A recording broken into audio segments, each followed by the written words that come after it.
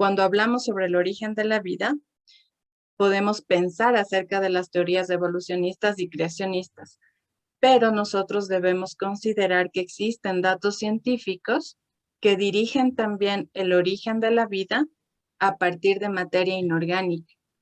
Con esto se ha logrado plantear un abiogénesis. Eso significa que es el inicio de la vida sin considerar a los seres vivos.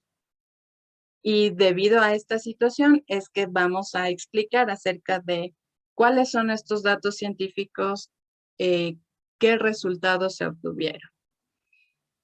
La pregunta que nos haríamos inicialmente sería, ¿puede la vida provenir desde materia inerte? Entonces nosotros sabemos que en 1953 Stanley Miller y Harold Urey demostraron experimentalmente que es posible obtener mediante reacciones químicas biomoléculas que se encuentran en los seres vivos. Ellos pusieron sustancias inorgánicas y compuestos gaseosos a reaccionar simulando los gases que habían en la atmósfera de la Tierra antes de la vida.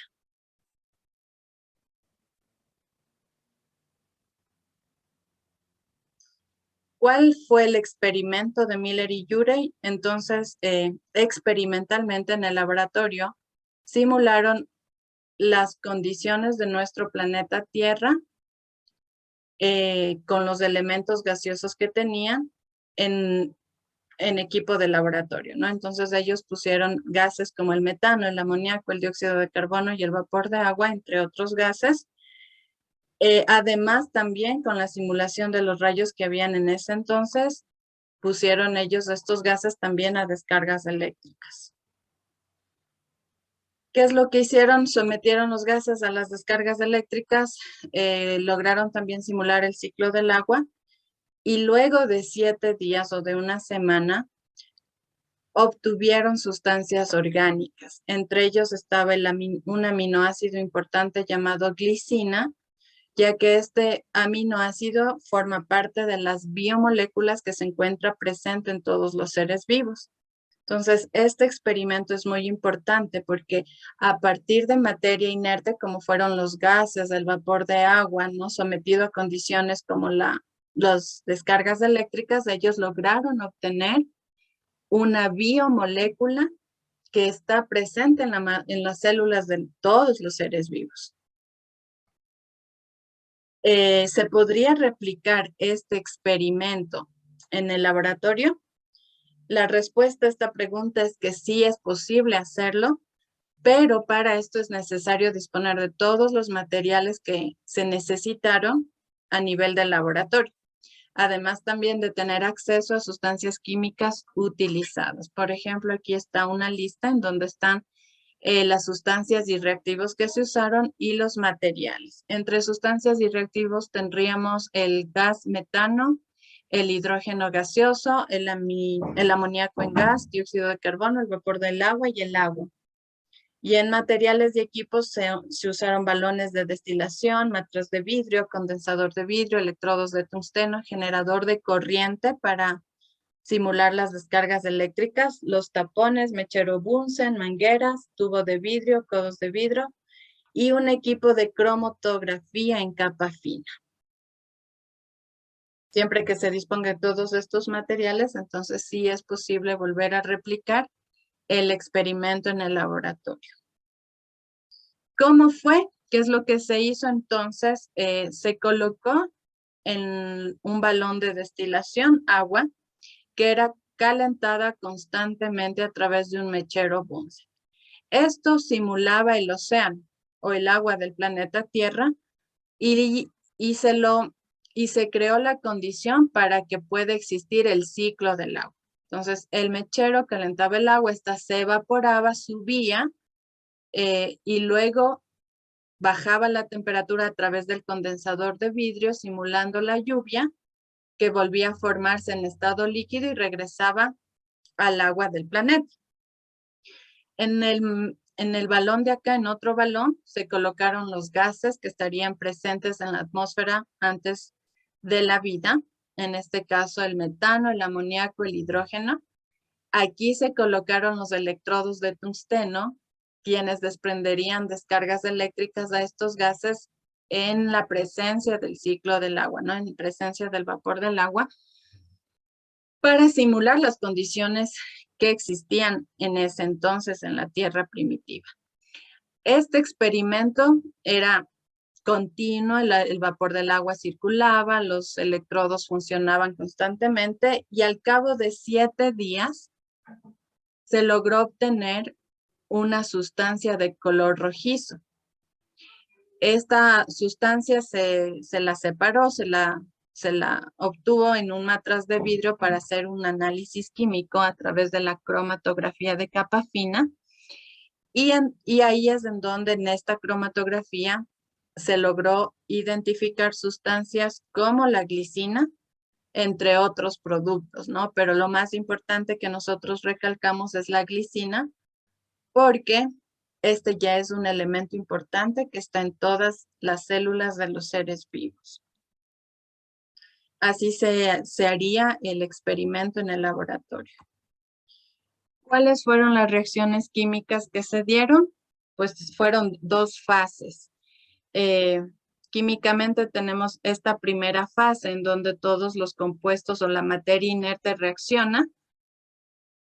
Aquí nosotros tenemos dióxido de carbono, forma monóxido de carbono y se disocia el oxígeno. Acá el metano con el oxígeno disociado ya se obtendría formaldehído con agua. Acá el monóxido con el amoníaco produce cianuro de hidrógeno. O también otra reacción, el metano con el amoníaco también produce cianuro de hidrógeno, ¿no? Estas serían unas reacciones iniciales, en una fase inicial con estos primeros productos, ¿no? Los primeros productos que caben destacar aquí son el formaldehído y el cianuro de hidrógeno. Posteriormente, ya con estos compuestos presentes, se llevan a cabo otras reacciones, en donde el formaldehído reacciona con el cianuro y el amoníaco y se obtiene un aminoacetanitril más agua. Este aminoacetanitril reaccionará con más agua y se logra obtener así la glicina, que es el compuesto que gracias a este resultado pues se puede pensar que sí fue posible el desarrollo de la vida a través de materia inerte, ¿no? Porque esta glicina es una biomolécula importante en todos los seres vivos.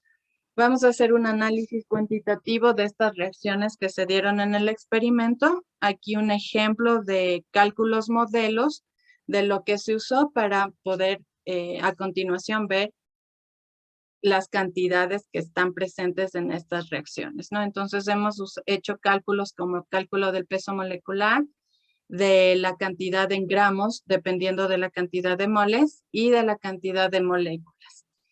Por ejemplo, aquí nosotros podemos ver el cálculo del peso molecular del metano.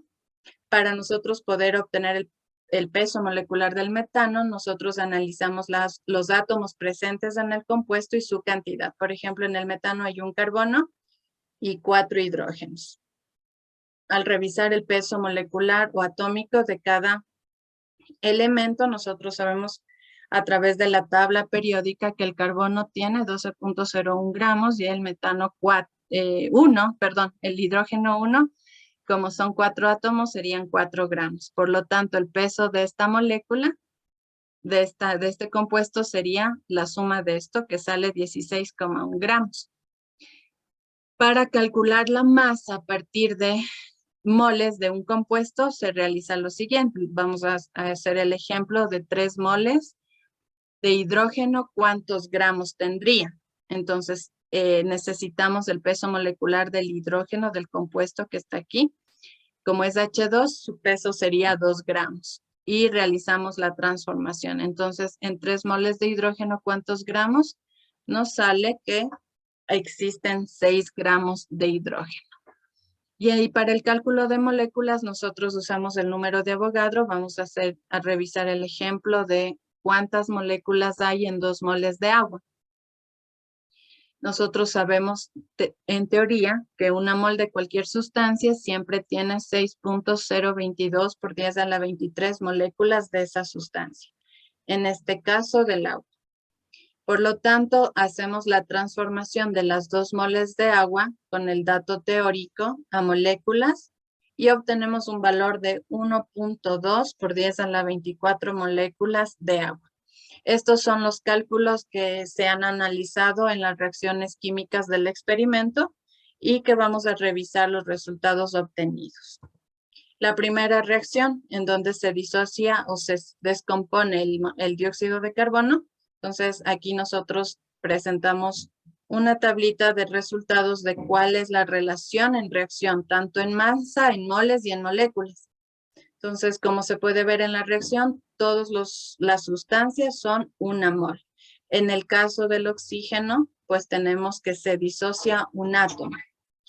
Y con los cálculos mostrados anteriormente, podemos hacer el cálculo, aquí se obtuvieron el cálculo del peso molar, la masa en gramos que estaría presente en la reacción y la cantidad de moléculas.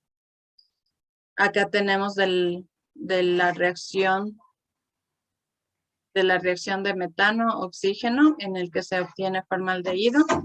Lo mismo, ¿no? Lo único diferencia aquí que podríamos recalcar es que el metano reacciona con 2 átomos de oxígeno para obtener el formaldehído.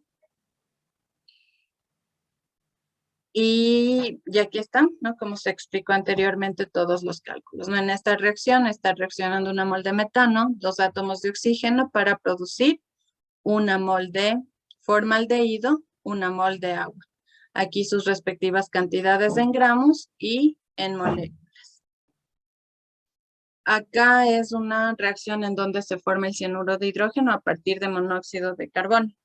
Entonces, igual, en la reacción tenemos que una mol de monóxido reacciona con una mol de amoníaco, produce una mol de cianuro de hidrógeno y una mol de agua. Además, aquí ya se puede ver que desde estas sustancias que son inorgánicas ya se obtuvo una sustancia orgánica, ¿no? Que corresponde a compuestos orgánicos.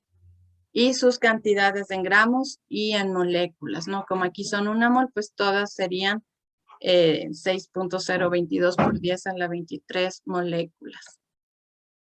Acá es otra reacción de obtención de cianuro de hidrógeno, pero a partir del metano. En el metano, en esta reacción tendríamos que están reaccionando una mol de metano con una mol de amoníaco para producir una mol de cianuro de hidrógeno y 3 moles de hidrógeno molecular. ¿Sí? Entonces, con respecto a esta situación, la masa en gramos de esta reacción sería 16 de metano, 17 gramos de amoníaco, 27 gramos de cianuro y estaría produciéndose 6 gramos de hidrógeno molecular. En este caso, las moléculas del hidrógeno molecular, como son 3 moles, ya no es 6.022 porque eso es de una mol, sino con el cálculo presentado anteriormente saldría 1.8 por 10 a la 24 moléculas. Y estas son nuestras 2 últimas reacciones o de la fase final, en donde ya se obtienen aminoácidos importantes, ¿no? Aquí nosotros tenemos que estar reaccionando un mol de formaldehído con un mol de cianuro de hidrógeno y un mol de amoníaco para producir un mol del aminoacetanitril y un mol de agua.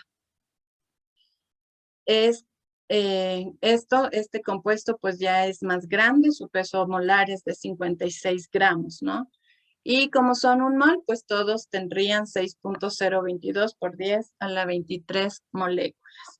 Finalmente llegamos a la obtención de la glicina, que es ya un aminoácido que está presente en los seres vivos, a partir del aminoacetanitril más agua. Esta reacción sería un mol de aminoacetanitril con 2 moles de agua, producen un mol de amoníaco y un mol de glicina. El compuesto, el peso molar de la glicina es mucho más grande, es un compuesto más grande, tiene 76 gramos. Y como conclusiones se podría decir que sí es factible replicar el experimento de Miller-Urey siempre que se disponga de los materiales necesarios.